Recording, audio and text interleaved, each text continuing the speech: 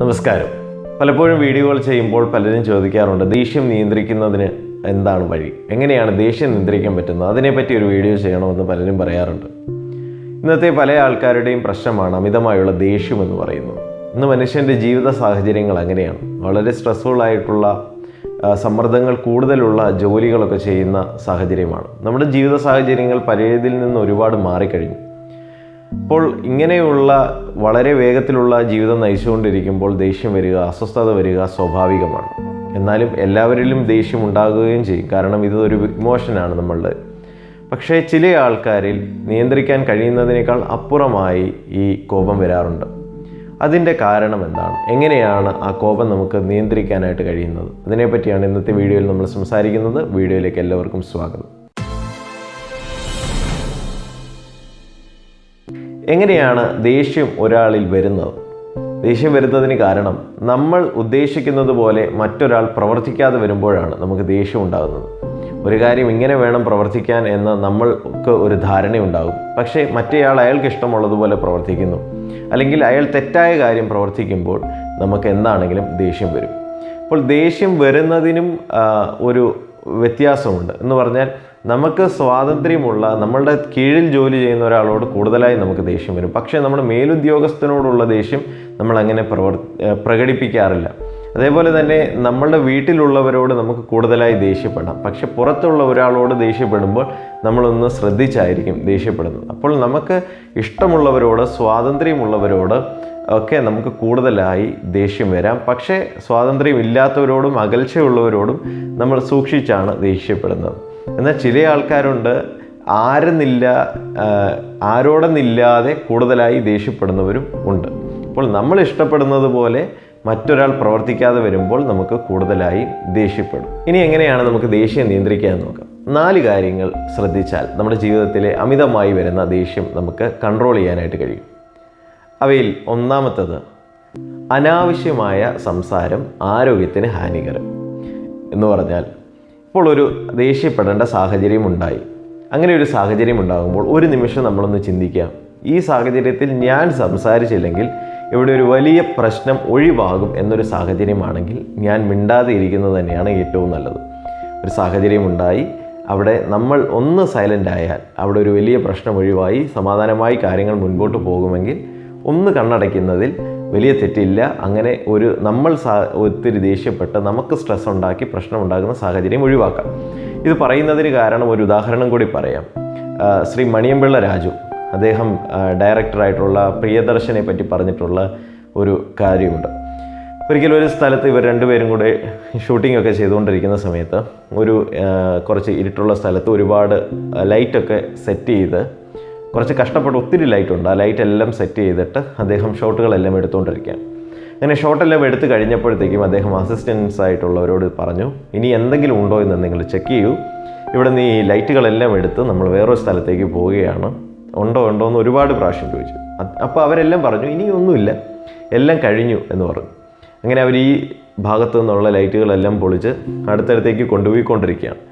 അങ്ങനെ കൊണ്ടുപോയിക്കൊണ്ടിരിക്കുമ്പോൾ ഒരു അസിസ്റ്റൻറ്റ് പയ്യൻ വന്ന് പറഞ്ഞു, സാർ ഒരെണ്ണം കൂടി ബാക്കിയുണ്ടായിരുന്നു, ഞങ്ങൾ നോക്കി ശ്രദ്ധിച്ചില്ല, ഇപ്പം ആണ് കണ്ടത് എന്ന് പറഞ്ഞു.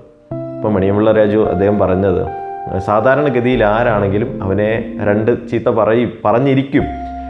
കാരണം അങ്ങനെ അമ്മാതിരി പരിപാടിയാണ് കാണിച്ചത്. അപ്പോൾ ഡയറക്ടർ പ്രിയദർശൻ സാർ അദ്ദേഹം പ്രതികരിച്ചത് എങ്ങനെയാണെന്ന് ചോദിച്ചാൽ, കുഴപ്പമില്ലടാ, അപ്പുറത്തെ എല്ലാം എടുത്തു കഴിഞ്ഞിട്ട് നമുക്ക് ഇപ്പുറത്ത് വന്നെടുക്കാം, എങ്ങനെയാണ് അദ്ദേഹം പ്രതികരിച്ചത്. അത് ശ്രീ മണിയമ്പിള്ള രാജുവിന് വളരെ വലിയ അത്ഭുതമായിരുന്നു. കാരണം ഏതൊരാളും ദേഷ്യപ്പെടേണ്ട സാഹചര്യത്തിൽ അദ്ദേഹം വളരെ കൂളായിട്ട് കാര്യത്തെ ഹാൻഡിൽ ചെയ്തു. അതുകൊണ്ട് ആ ഷോട്ടെല്ലാം കഴിഞ്ഞ് ഇപ്പുറത്ത് വന്ന് അവർ വീണ്ടും വന്ന് ആ ലൈറ്റെല്ലാം അവർ സെറ്റ് ചെയ്ത് എടുത്തിട്ട് പോയി. കാര്യം പറഞ്ഞാൽ മിസ്റ്റേക്ക് സംഭവിച്ചു പോയി. അവിടെ അദ്ദേഹം ദേഷ്യപ്പെട്ടിരുന്നെങ്കിൽ എല്ലാവരുടെയും ആ ഒരു മൂഡ് മോശമായേനെ, എല്ലാവർക്കും അതൊരു വിഷമമായേനെ. എന്താണെങ്കിലും പൊളിച്ചു, അതിന് പരിഹാരമില്ല, അത് വീണ്ടും ഇവിടെ ലൈറ്റ് സെറ്റ് ചെയ്തേ പറ്റുള്ളൂ.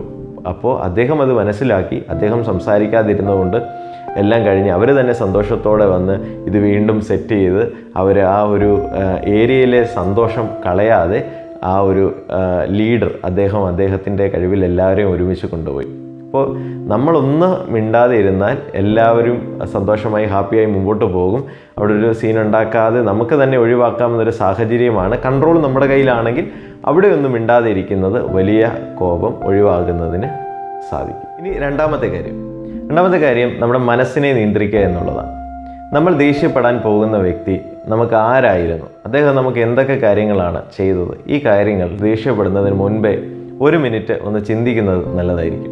മുന്നും പിന്നും നോക്കാതെയുള്ള സംസാരവും അതേപോലെ തന്നെ നമ്മൾ നിയന്ത്രിക്കണം. കാരണം ഇന്ന് നമ്മൾ സംസാരിച്ചു പോയാൽ നാളെയും കാണേണ്ടതാണ്, നാളെയും അവരോട് സംസാരിക്കേണ്ടതാണ് എന്ന ഒരു ചിന്ത എപ്പോഴും നമ്മുടെ മനസ്സിൽ വരണം. അപ്പോൾ നമ്മുടെ മനസ്സിനെ നമ്മൾ നിയന്ത്രിക്കണം. അതേപോലെ തന്നെ മറ്റൊരാളുടെ മനസ്സിനെ മുറിവേൽപ്പിക്കുന്ന കാര്യങ്ങൾ നമ്മൾ ചെയ്യാതിരിക്കുക. ഒരിക്കൽ ഈ ദേഷ്യത്തെപ്പറ്റി പഠിപ്പിക്കാൻ ഒരു മകന് അച്ഛൻ മകന് പ്രയോഗിച്ച ഒരു കാര്യമുണ്ട്. അതെന്താണെന്ന് ചോദിച്ചാൽ, ഒരു മകന് അച്ഛൻ ആണി വാങ്ങിക്കൊടുത്തിട്ട് അച്ഛൻ പറഞ്ഞു, നിനക്ക് ദേഷ്യം വരുമ്പോഴൊക്കെ നീ നമ്മുടെ ഭിത്തിയിൽ കൊണ്ടുപോയി ആണി അടിക്കണം, അങ്ങനെ നിൻ്റെ ദേഷ്യമൊക്കെ കുറയും, ഓരോ ദേഷ്യത്തിലും ഓരോ ആണി അടിക്കാൻ പറഞ്ഞു. ഇങ്ങനെ ആണി അടിക്കാൻ തുടങ്ങി. മകൻ്റെ ദേഷ്യം ഗ്രാജ്വലി കുറയാനായിട്ട് തുടങ്ങി. അപ്പോൾ അച്ഛനോട് പറഞ്ഞു, അച്ഛൻ എൻ്റെ ദേഷ്യമൊക്കെ മാറി. അപ്പോൾ അച്ഛൻ വന്ന് നോക്കുമ്പോൾ നമ്മുടെ മനോഹരമായ ചുവരിൽ മുഴുവൻ ആണിയാണ്. അപ്പോൾ അദ്ദേഹം പറഞ്ഞു, ഇനിയും തീർന്നിട്ടില്ല, നിനക്ക് ഇനിയും ദേഷ്യം വരുമ്പോൾ നീ ആണി ഓരോന്നായി പിഴുതെടുക്കാൻ പറഞ്ഞു. അങ്ങനെ മകൻ ദേഷ്യം വരുമ്പോൾ ആണികൾ ഓരോന്നായി പിഴുതെടുക്കാനായിട്ട് തുടങ്ങി. അങ്ങനെ പിഴുതെടുത്ത് അദ്ദേഹത്തിൻ്റെ ദേഷ്യമൊക്കെ ഏകദേശം കുറഞ്ഞു, അതൊക്കെ കൺട്രോൾഡായി. അപ്പോൾ നോക്കുമ്പോൾ ഭിത്തിയിലെല്ലാം ഓരോ പാടുകൾ. അച്ഛൻ പറഞ്ഞു, നിനക്ക് ദേഷ്യം വന്നപ്പോൾ ദേഷ്യം മാറ്റാനായി നീ ചെയ്ത കാര്യങ്ങളാണ്, പക്ഷേ നീ ആണിയെല്ലാം പിഴുതെടുത്ത് കഴിഞ്ഞപ്പോഴേക്കും നോക്കൂ, ഈ മനോഹരമായ ഭിത്തിയിൽ എത്ര പാടുകളാണ്. അതിനി മാറ്റാനായിട്ട് കഴിയില്ല, അത് പാടുകൾ വന്നു പോയതാണ്. അതുപോലെയാണ് നമ്മൾക്ക് കോപം വരുമ്പോൾ മറ്റൊരാളോട് നമ്മൾ മുറിവേൽപ്പിക്കുന്ന കാര്യങ്ങൾ, പറയുന്ന കാര്യങ്ങൾ, മുന്നും പിന്നും നോക്കാതെയുള്ള സംസാരങ്ങളൊക്കെ എത്ര കഴിഞ്ഞെന്ന് പറഞ്ഞാലും അതൊക്കെ നമ്മുടെ മനസ്സിനകത്ത് തന്നെ കിടക്കുമെന്നൊരു കാര്യമാണ്. അപ്പോൾ രണ്ടാമത്തെ കാര്യം, നമ്മൾ നമ്മുടെ മനസ്സിനെ നിയന്ത്രിക്കാൻ പഠിക്കുക. നമ്മൾ ആരോട് ദേഷ്യപ്പെടുന്നു, അവർ നമുക്ക് ആരാണ് എന്നൊരു കാര്യം എപ്പോഴും നമ്മുടെ മനസ്സിൽ വേണം. ഇനി മൂന്നാമത്തെ കാര്യം, ദേഷ്യം വരേണ്ട സമയത്ത് അല്ലെങ്കിൽ ദേഷ്യത്തിൻ്റെ സമയത്ത് പക്വമായി മാത്രം പെരുമാറുക എന്നുള്ളതാണ്. എങ്ങനെയാണ് പക്വമായി പെരുമാറുക? നമ്മൾ ഒരു പക്ഷേ ഒരു സ്ഥാപനത്തിൽ ഉന്നത അധികാരിയായിരിക്കും, അല്ലെങ്കിൽ നമ്മൾ നമ്മുടെ നാട്ടിലൊക്കെ ഇച്ചിരി ജനസമ്മതിയുള്ള ആളായിരിക്കും, എല്ലാവരും ഇഷ്ടപ്പെടുന്ന ഒരാളൊക്കെ ആയിരിക്കും. ഇപ്പോൾ എന്താണെങ്കിലും ആർക്കാണെങ്കിലും എവിടെയെങ്കിലും ഏതെങ്കിലും സാഹചര്യത്തിൽ നല്ല വിലയുള്ളവരാണ് എല്ലാവരും. അപ്പോൾ ആ സാഹചര്യങ്ങളിൽ നമ്മൾ പക്വമായി പെരുമാറുക എന്നുള്ളതാണ്. ദേഷ്യം വരുമ്പോൾ അനാവശ്യമായ വാക്കുകൾ, ചീത്ത വാക്കുകൾ, നമ്മൾ പറഞ്ഞാൽ തെറി പറയുന്നതൊക്കെ മാക്സിമം നമ്മൾ ഒഴിവാക്കുക. ദേഷ്യപ്പെട്ട് സംസാരിക്കേണ്ടി വരും, എങ്ങനെയാണെങ്കിലും ദേഷ്യപ്പെട്ട് സംസാരിക്കേണ്ടി വരും. കാര്യം മാത്രം പറയുക. ഏറ്റവും നല്ല കാര്യം ദേഷ്യത്തിൽ അങ്ങോട്ടും ഇങ്ങോട്ടും സംസാരിക്കുന്നതിനേക്കാൾ ദേഷ്യമൊന്ന് അടങ്ങുമ്പോൾ ഈ കാര്യങ്ങൾ പറയുന്നതായിരിക്കും ഏറ്റവും നല്ലത്. അല്ല, ദേഷ്യത്തിലും സംസാരിക്കേണ്ടി വന്നാൽ പക്വമായി നമ്മൾ കാര്യങ്ങൾ മാത്രം സംസാരിക്കുക. അങ്ങോട്ടും ഇങ്ങോട്ടും ആർഗ്യുമെൻ്റ് കൂടിക്കഴിയുമ്പോഴേക്കും അനാവശ്യമായി കാട് കയറി ഒരുപാട് മുറിവേൽപ്പിക്കുന്ന വാക്കുകൾ ഒരിക്കലും പറയാതിരിക്കാൻ ശ്രമിക്കുക. നമ്മൾ ആരാണ് എന്ന ബോധ്യം നമ്മുടെ അകത്ത് എപ്പോഴും വേണം. നമ്മൾ ഉന്നതാധികാരിയാണെങ്കിലും നമ്മൾ ജോലി ചെയ്യുന്ന ആളാണെങ്കിലും നമ്മൾ ആരാണെങ്കിലും അത് ആരാണ് എന്നുള്ളൊരു കാര്യം നമ്മുടെ മനസ്സിൽ എപ്പോഴും വേണം. നമ്മുടെ പൊസിഷൻ വിട്ട് അല്ലെങ്കിൽ നമ്മുടെ ആ ഒരു പദവിക്ക് യോജിക്കാത്ത വാക്കുകളൊക്കെ നമ്മൾ പറയാതിരിക്കാനായിട്ട് കൂടുതലായിട്ട് ശ്രമിക്കണം. കാര്യം മാത്രം പറയുക. ഒരു ജെന്റിൽമാനെ പോലെ നമ്മൾ പെരുമാറുക. വളരെ സാവധാനത്തിൽ കാര്യങ്ങൾ മാത്രം സംസാരിക്കാനായിട്ട് ശ്രമിക്കുക. അടുത്തൊരു പക്വമായി ചെയ്യേണ്ട കാര്യം ദേഷ്യത്തിൽ തീരുമാനങ്ങൾ എടുക്കാതെ ഇരിക്കുക എന്നൊരു കാര്യമാണ്. നമ്മൾ ദേഷ്യത്തിൽ തീരുമാനങ്ങൾ എടുത്താൽ എന്ത് സംഭവിക്കുമെന്ന് ചോദിച്ചാൽ അത് ഒരു പക്ഷേ നമ്മുടെ കരിയറിനെ തന്നെ ബാധിക്കാനായിട്ട് ഇടയായിത്തീരും. പെട്ടെന്ന് ഒരു സ്ഥാപനത്തിൽ ജോലി ചെയ്യുമ്പോൾ ദേഷ്യപ്പെട്ടിട്ട് ഓക്കെ എനിക്ക് നിങ്ങളുടെ ജോലി വേണ്ട എന്ന് പറഞ്ഞു കഴിഞ്ഞാൽ ഒരു പക്ഷേ അത് നമ്മളെ പെട്ടെന്ന് ബാധിക്കാനായിട്ട് ഇടയായിത്തീരും. അതേപോലെ തന്നെ എന്തെങ്കിലും തീരുമാനങ്ങൾ, നമ്മുടെ ബന്ധങ്ങളിലൊരു തീരുമാനങ്ങളൊക്കെ ദേഷ്യത്തിലെടുക്കുമ്പോൾ അത് നമ്മളെ ബാധിക്കും. ലോകപ്രശസ്തനായിട്ടുള്ള നെപ്പോളിയൻ ഹിൽ, അദ്ദേഹം ഒരു സെൽഫ് ഡിസിപ്ലിന് വേണ്ടി പറയുന്ന 10 നിയമങ്ങളിൽ ഒന്നാമത്തേത് ഇതാണ്: keep cool head around hot heads എന്ന് പറഞ്ഞാൽ മറ്റുള്ളവർ ദേഷ്യപ്പെട്ടിരിക്കുമ്പോൾ നമ്മൾ കൂളായിട്ടിരിക്കുക എന്നൊരു കാര്യമാണ് അദ്ദേഹം പറയുന്നത്. അപ്പോൾ മറ്റുള്ളവർ ദേഷ്യപ്പെടുമ്പോൾ പരമാവധി നമ്മൾ കൂളായി ഇരിക്കാൻ, ശാന്തമായി ഇരിക്കാൻ ശ്രമിക്കുക. അതേപോലെ തന്നെ പക്വമായി നമ്മൾ ആരാണെന്ന് തിരിച്ചറിവിൽ തന്നെ നമ്മൾ കാര്യങ്ങൾ സംസാരിക്കുക. അടുത്ത ഒരു കാര്യം റിലാക്സേഷൻ ടെക്നിക്സ് ആണ്. നമുക്ക് കോപം വരുമ്പോൾ അതിനെ ഒഴിവാക്കാനായിട്ടുള്ള റിലാക്സേഷൻ ടെക്നിക്കുകൾ ഒരുപാടുണ്ട്. എപ്പോഴും ഞാൻ ജോലി ചെയ്യുന്ന ഹോസ്പിറ്റലിലെ സൈക്യാട്രിസ്റ്റ് മറ്റുള്ളവർക്ക് കൊടുക്കുന്ന ഒരു ഉപദേശമുണ്ട്. നമുക്ക് അമിതമായി കോപം വരുമ്പോൾ നമ്മൾ പോയി മുഖം കഴുകി ഫാനിൻ്റെ അടിയിൽ പോയിരുന്ന് കുറച്ച് കാറ്റ് കൊള്ളുക, അല്ലെങ്കിൽ AC ഉള്ള റൂമാണെങ്കിൽ അവിടെ പോയിരുന്ന് കുറച്ച് തണുക്കുക എന്ന് അദ്ദേഹം ഒരു ഉപദേശം കൊടുക്കാറുണ്ട്. ഇപ്പോൾ ഒന്നാമത്തെ കാര്യം, നമ്മൾ മുഖം കഴുകുക എന്നൊരു കാര്യമാണ്. നമ്മൾ ഒരുപാട് ടെൻഷനാകാതെ മുഖമൊക്കെ തണുത്ത വെള്ളത്തിലൊക്കെ ഒന്ന് കഴുകി ഒന്ന് റിലാക്സ്ഡ് ആകുക എന്നുള്ളതാണ്. രണ്ടാമത്തെ കാര്യം എന്ന് പറഞ്ഞാൽ ഒരു ഡീപ്പ് ബ്രത്ത്. ഈ ദേഷ്യം വരുമ്പോൾ സമയത്ത്, ടെൻഷനാകുന്ന സമയത്ത് നല്ല ഡീപ്പ് ബ്രത്ത് എടുത്ത് വിടുന്നത് നമ്മുടെ ദേഷ്യമൊക്കെ ഒന്ന് കൺട്രോൾ ചെയ്യാനായിട്ട്, പെട്ടെന്ന് ഒരു കോപത്തിൽ നമ്മളൊന്ന് പൊട്ടിപ്പോകാതിരിക്കാൻ സഹായിക്കുന്നതാണ്. പിന്നെ ഉള്ളത് കൗണ്ടിങ് ആണ്. നമ്മളെപ്പോഴും പറയും 1 മുതൽ 10 വരെ എണ്ണുക, 100 വരെ എണ്ണുക. ഇതൊക്കെ പ്രായോഗികമല്ല. എന്നാലും നമുക്ക് പ്രായോഗികം അല്ല എന്നല്ല, ഇതൊക്കെ ഇത്ര ബുദ്ധിമുട്ടാണ് അത് ചെയ്യാൻ. പക്ഷേ നമ്മൾ മനസ്സിനകത്ത് അങ്ങനെ കൗണ്ട് ചെയ്യുന്നത് പെട്ടെന്ന് നമ്മുടെ കൺട്രോളിൽ നമ്മുടെ കയ്യിൽ നിന്ന് പോകാതിരിക്കുന്നതിന് സാധിക്കും. പക്ഷേ പെട്ടെന്ന് നമുക്ക് ഇതിലൊക്കെ വരാനായിട്ട് ഇത്ര ബുദ്ധിമുട്ടാണ്. ഒറ്റയടിക്കൊന്നും പറ്റത്തില്ല, പക്ഷെ പതിയെ നമുക്ക് അതിലേക്ക് വരാം.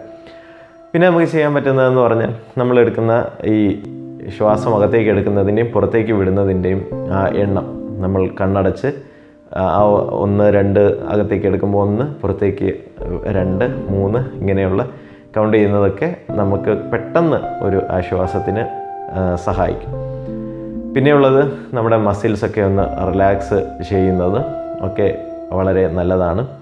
പിന്നെയും പറയുന്ന ഒരു കാര്യം, റിലാക്സേഷൻ ടെക്നിക്കിൽ പറയുന്നൊരു കാര്യം, കണ്ണടച്ച് നമുക്ക് ഏറ്റവും ഇഷ്ടമുള്ള ആളെ മനസ്സിലേക്ക് കൊണ്ടുവരുന്നത് വളരെ നല്ലതാണ്. അത് നമുക്ക് ഏറ്റവും പ്രിയപ്പെട്ട ആൾ, പ്രത്യേകിച്ച് അതൊക്കെ നമ്മുടെ കുഞ്ഞുങ്ങളായിരിക്കും, അല്ലെങ്കിൽ അതുപോലെ തന്നെ നമുക്ക് പ്രിയപ്പെട്ടവർ ആരാണെങ്കിലും അവരുടെ മുഖം നമ്മുടെ മനസ്സിനകത്തേക്ക് പെട്ടെന്ന് കൊണ്ടുവരുന്നത് നമ്മളുടെ ആ കോപം ഒന്ന് കളയുന്നതിന് നല്ലതാണ്. പിന്നെയും ഒരുപാട് റിലാക്സേഷൻ ടെക്നിക്കുകൾ നമുക്ക് ഇൻ്റർനെറ്റിൽ നിന്നൊക്കെ പരതിയാൽ കിട്ടും. ആ ടെക്നിക്സ് ഒക്കെ ഒന്ന് യൂസ് ചെയ്യുകയാണെങ്കിൽ നമുക്ക് പെട്ടെന്ന് പൊട്ടിത്തെറിച്ചുള്ള കോപം, നിയന്ത്രിക്കാൻ കഴിയാത്ത കോപത്തിൽ നിന്നൊക്കെ നമുക്ക് പുറത്തു വരാൻ കഴിയുന്നതാണ്. അപ്പോൾ ഇത്രയും കാര്യങ്ങളും ചെയ്തിട്ടും നമ്മുടെ കോപം അങ്ങോട്ട് മാറുന്നില്ലെങ്കിൽ തീർച്ചയായും നമ്മളൊരു കൗൺസിലിംഗ് സെഷന് പോകണം. കൗൺസിലിംഗ് സെഷനുകളിൽ എന്താണ് സംഭവിക്കുകയെന്ന് ചോദിച്ചാൽ, നമ്മളുടെ ജീവിതത്തെ അവർ കൂടുതലായി പഠിക്കും, മനസ്സിലാക്കും. അതിനുശേഷം നമ്മളുടെ കഴിഞ്ഞ കാലങ്ങളിൽ എന്തെങ്കിലും അനുഭവങ്ങളാണ് നമ്മളെ വേട്ടയാടിക്കൊണ്ടിരിക്കുന്നതെങ്കിൽ അത് നമുക്ക് കണ്ടുപിടിക്കാം. ആ കാര്യങ്ങളൊക്കെ മനസ്സിലാക്കി അതിൽ നിന്നൊക്കെ പുറത്തു വരാൻ അവർ നമ്മളെ സഹായിക്കും. അങ്ങനെ കോപത്തിൽ നിന്ന് നമുക്ക് പുറത്തു വരുവാനും കഴിയും. അപ്പോൾ ഇതൊക്കെയാണ് കോപം നിയന്ത്രിക്കാനുള്ള കാര്യങ്ങൾ. എല്ലാവർക്കും വീഡിയോ ഇഷ്ടപ്പെട്ടെന്ന് വിശ്വസിക്കുന്നു. ഇഷ്ടപ്പെട്ടെങ്കിൽ ലൈക്ക് ചെയ്യുക, ഷെയർ ചെയ്യുക, സബ്സ്ക്രൈബ് ചെയ്യുക. അടുത്ത ദിവസം മറ്റൊരു വീഡിയോയുമായി കാണാം. അതുവരെയും